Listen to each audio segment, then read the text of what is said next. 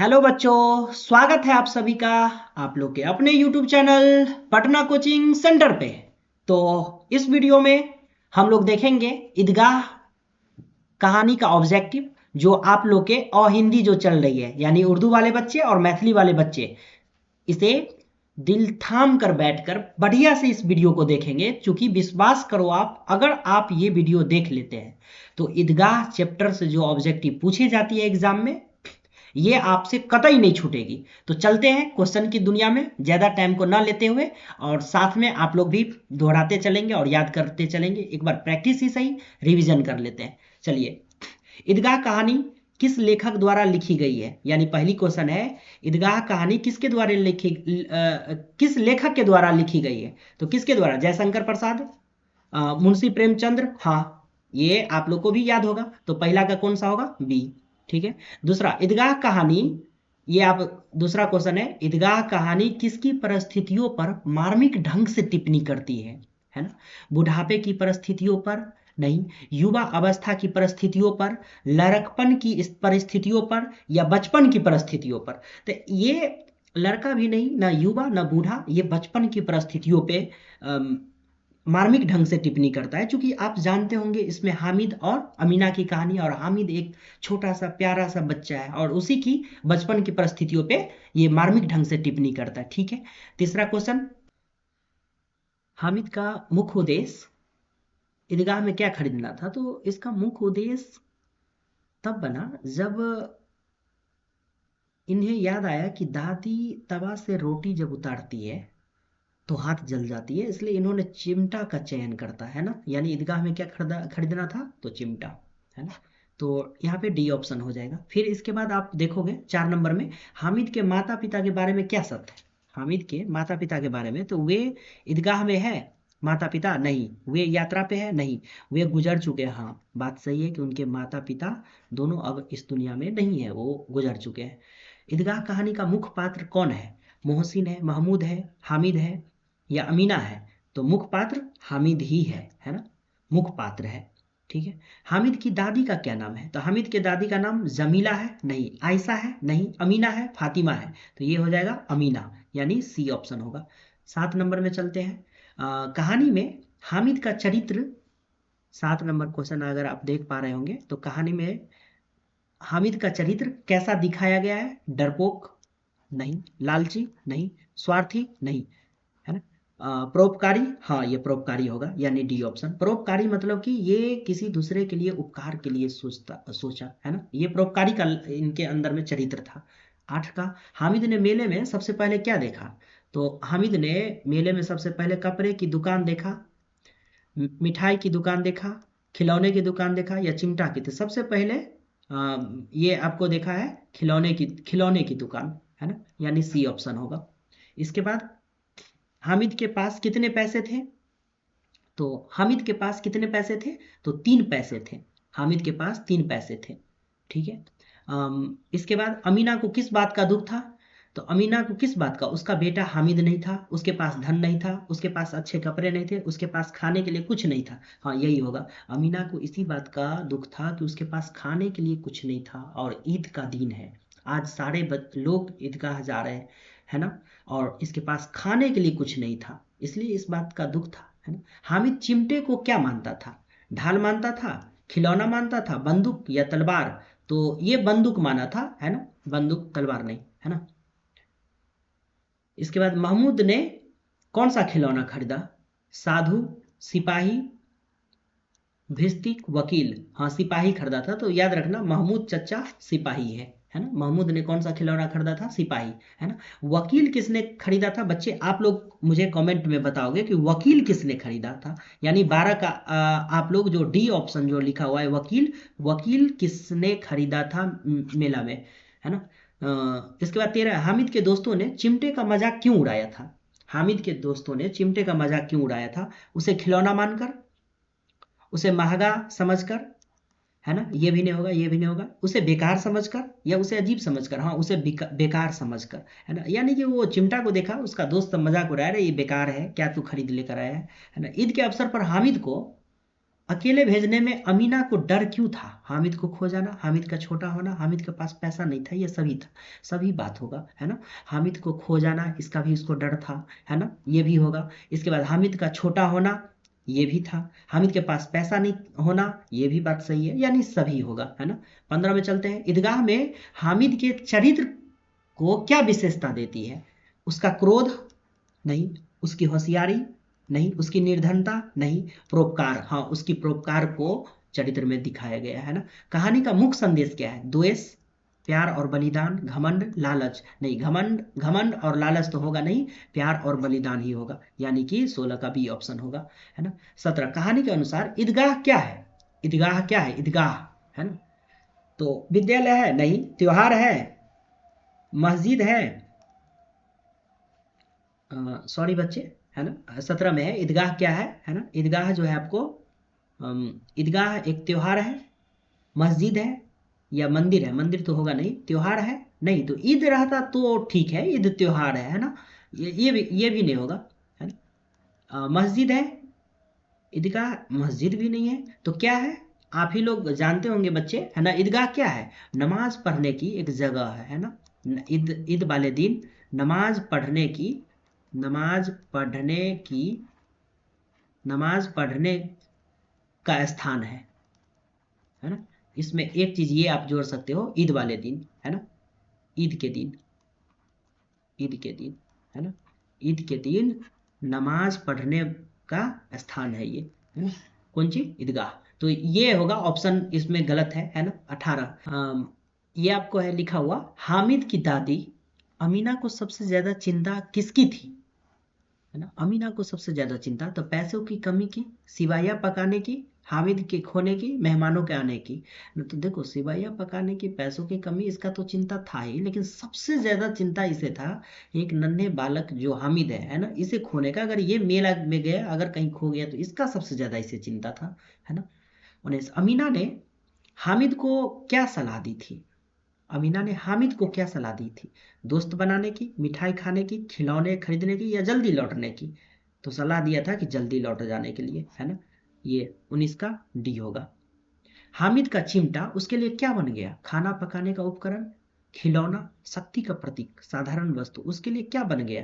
तो एक शक्ति का प्रतीक बन गया उसके लिए, है ना।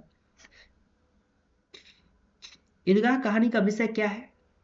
व्यापार है, बाल मनोविज्ञान है, हाँ यही है, बाल मनोविज्ञान पे आधारित है ईदगाह कहानी, है ना। आप जब पढ़ेंगे तो शुरू में ही लिखा हुआ है, ईदगाह कहानी बाल मनोविज्ञान पे आधारित है ना। 22 नंबर क्वेश्चन चलते हैं। लिखा है, हामिद की कहानी में किन बातों पर प्रकाश डाला गया है? तो बालपन, गरीबी, प्यार और बलिदान, सभी। तो बालपन, गरीबी, प्यार और बलिदान सभी होगा, है ना बच्चे, सभी हो जाएगा इसका। 23 हामिद के दोस्तों ने उसे क्या खिलाने की कोशिश की है? रोटी, मिठाइयाँ, चाय, पानी। इसे आप गौर करे होंगे, मिठाइयाँ खिलाने की कोशिश किया जाता था, इसे ललचाया जाता था, है ना। हामिद ने चिमटा क्यों खरीदा? वह दिखावे के लिए चाहता था, उसके पास अन्य खिलौने के पैसे नहीं थे, वह अपने दादी के बारे में सोच रहा था, हाँ यही होगा, वो अपने दादी के बारे में सोच रहा था कि जब दादी अम्मा तवा से रोटी उतारती है तो उस समय में उसके हाथ जल जाती है ना, इसलिए उन्होंने चिमटा का चयन किया था। तो यही होगा, 24 का सी होगा, है ना। ईदगाह का माहौल कैसा होता है ना। गंभीरता होता है? नहीं। शांति का माहौल होता है? नहीं। नहीं, है ना। उल्लास का माहौल होता है? हाँ, ये हो जाएगा आपको, उल्लास होगा, है ना। हर्षोल्लास का दिन होता है, वो खुशियाँ की दिन होती है ना, खुशी की दिन होती है ना। आपस में सभी लोग गले मिलते हैं, एक दूसरे को मुबारक देते हैं, है ना। अमीना ने हामिद से चिमटा देखकर क्या कहा, है ना, और क्या खरीदा? इसे वापस कर दो, यह क्यों लाए? हाँ यही होगा, जब पहली बार हामिद जो है मेला से आते हैं, अमीना को जब देते हैं ये चिमटा दिखाता है, तो ये बोलते हैं अमीना कि यह क्यों लाए, है ना। अमीना ने अंत में, बोल रहा है क्वेश्चन है 27 नंबर, अमीना ने अंत में हामिद को क्या दिया? खिलौना, डांट, प्यार, मिठाई। तो अंत में क्या देते हैं? प्यार देते हैं, है ना। बच्चे आप लोग बैठे रहिए, है ना, बहुत हो कम ही समय में इससे सारे क्वेश्चन आ जाएगा, विश्वास करो, ये जितने आप क्वेश्चन देख रहे हो ना, मोस्ट मोस्ट इंपोर्टेंट है।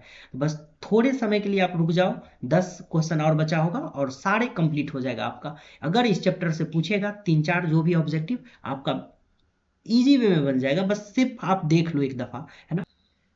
तो 28 नंबर क्वेश्चन पढ़ते हैं, है ना। इसमें लिखा है, ईदगाह कहानी का संदेश क्या है? ईर्ष्या है, नहीं। ममता है, स्वार्थ है, नहीं स्वार्थ तो होगा नहीं, है ना।